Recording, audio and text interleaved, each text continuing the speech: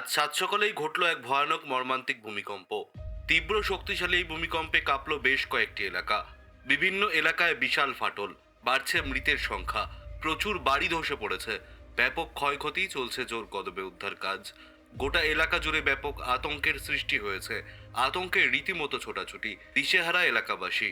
তবে ভয়ঙ্কর এই ভূমিকম্পটি কখন ঘটেছে, কোথায় ঘটেছে, কোন এলাকায় ঘটেছে, কতটা ক্ষয়ক্ষতি হয়েছে, কতজন আহত ও কতজন নিহত হয়েছেন এই ভূমিকম্পের ফলে, কি জানা যাচ্ছে, কি বলছে সেখানকার প্রশাসন, জানিয়ে দেব বিস্তারিত ভিডিওতে। তাই অবশ্যই ভিডিওটি শেষ পর্যন্ত দেখবেন এবং আপনি আপনার জেলার নাম ভিডিওর কমেন্ট বক্সে কমেন্ট করে আমাদের জানিয়ে দেবেন।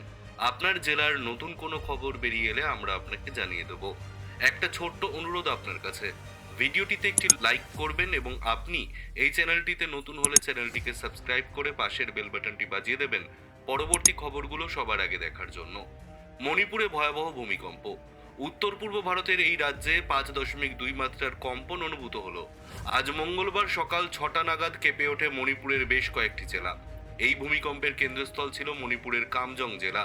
ভূমিকম্পনের তীব্রতা বেশ প্রবল হওয়ায় অসম, মিজোরাম সহ প্রায় গোটা উত্তর পূর্বে তা অনুভূত হয়। তবে উত্তর পূর্ব ভারতের এই জোরালো ভূমিকম্পের ফলে এখনও পর্যন্ত কোনো ক্ষয়ক্ষতি বা হতাহতের খবর পাওয়া যায়নি। বিশেষজ্ঞদের মতে মণিপুর ইন্দো মায়ানমার টেকটনিক বাউন্ডারির কাছে অবস্থিত হওয়ায় এই অঞ্চল ভূমিকম্প প্রবণ।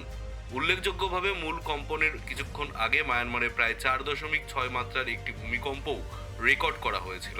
ভারতের ভূবিজ্ঞান মন্ত্রকের অধীন national centre for seismology NCS জানিয়েছে রিক্টার স্কেলে কম্পনের মাত্রা ছিল 5.2। রিক্টার স্কেলে কম্পনের মাত্রা ছিল 5.2 এবং এটি আঘাত আনে সকাল 5:59:33। ভূমিকম্পের উৎপত্তি স্থল ছিল মণিপুরের কামজং জেলা এবং কম্পনের গভীরতা ছিল প্রায় 62 কিলোমিটার গভীরে। এই গভীরতার কারণে একে মাঝারি মাত্রার ভূমিকম্প হিসেবে চিহ্নিত করা হয়েছে। ভোরবেলাতেই আচমকা কম্পনে ঘুম ভেঙে যায় মানুষের। ইম্ফল সহ আশপাশের এলাকায় প্রবল কম্পন অনুভূত হয় এবং আতঙ্কে অনেকেই বাড়ি থেকে বেরিয়ে রাস্তায় আশ্রয় নেন। প্রাথমিকভাবে কোথাও বড় ধরনের ক্ষয়ক্ষতি বা প্রাণহানির খবর মেলেনি। রাজ্য প্রশাসন ও জরুরি পরিষেবা সংস্থাগুলি পরিস্থিতির উপর কড়া নজর রাখছে। এনসিএস জানিয়েছে আফটার শকের সম্ভাবনা উড়িয়ে দেওয়া যাচ্ছে না, তাই সাধারণ মানুষকে সতর্ক থাকার পরামর্শ দেওয়া হয়েছে। এদিকে সোশ্যাল মিডিয়ায় বিভিন্ন ভিডিও ও ছবি ছড়িয়ে পড়েছে, যেখানে ভোরের আতঙ্কের চিত্র ধরা পড়েছে। বিভিন্ন সংবাদ মাধ্যম ও ঘটনাটি নিয়ে লাইভ আপডেট দিচ্ছে। প্রশাসনের পক্ষ থেকে জানানো হয়েছে এখনো পর্যন্ত বিদ্যুৎ যোগাযোগ বা অন্যান্য গুরুত্বপূর্ণ পরিষেবায় কোনো ব্যাঘাত ঘটেনি। পরিস্থিতি আপাতত স্বাভাবিক থাকলেও জরুরি পরিষেবাগুলো হাই অ্যালার্টে রাখা হয়েছে।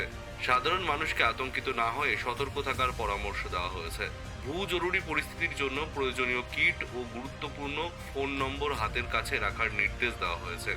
এখনও পর্যন্ত পরিস্থিতি স্থিতিশীল রয়েছে এবং নতুন করে বড় কোনো ক্ষয়ক্ষতির খবর মেলেনি। তবে প্রশাসন ও সংশ্লিষ্ট সংস্থাগুলি পরিস্থিতির উপর নজরদারি চালিয়ে যাচ্ছে।